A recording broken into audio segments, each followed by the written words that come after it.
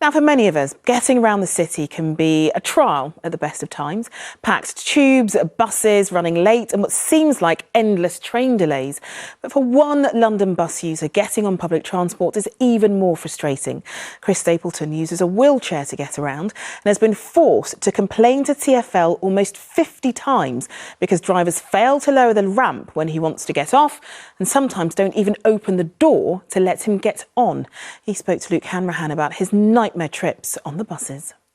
5 times last week, one wheelchair user pressed the wheelchair button on a bus to alert the driver to lower the ramp.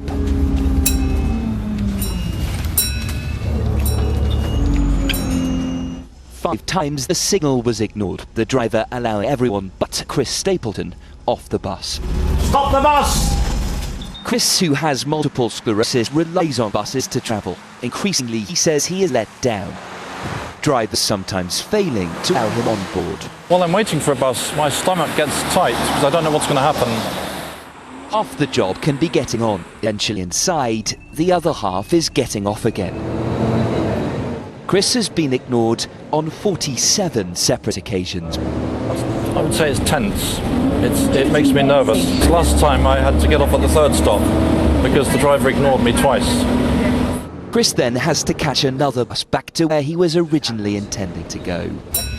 So why is this happening? Well, it couldn't be simpler for the driver. Once the button is pressed, an alarm sounds and a light goes on. A lot of times the drivers completely ignore that. They open the doors, let people off, shut the doors and drive off with me still on board. I think it's laziness on the part of the bus drivers, not paying attention, not doing their job properly. Every single time it's happened, Chris has complained to TfL, who apologise, but it keeps occurring more and more frequently.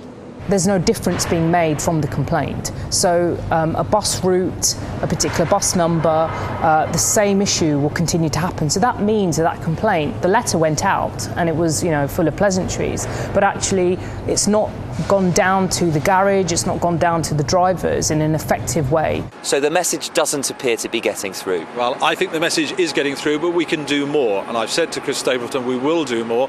As I say, we'll have him explain directly to the staff his own situation, but also we're reinforcing with all of the training, new training that we're doing this year, reinforcing that message repeatedly with the drivers to say this is really very important. Chris says he's losing confidence in the buses he relies on to get around. An experience shared in many of the 1.2 million disabled Londoners. I mean, you can understand Chris's frustration. How big a problem is this? Well, this is a major issue for him. We asked TfL to tell us just how many other complaints have been made by wheelchair users when buses haven't stopped for them. They couldn't give us an exact figure, but we do know that nearly 2,000 accessibility complaints have been made over the past 2 years. But it's worth also mentioning that in that time there have been almost 5 billion individual bus journeys on London's bus network.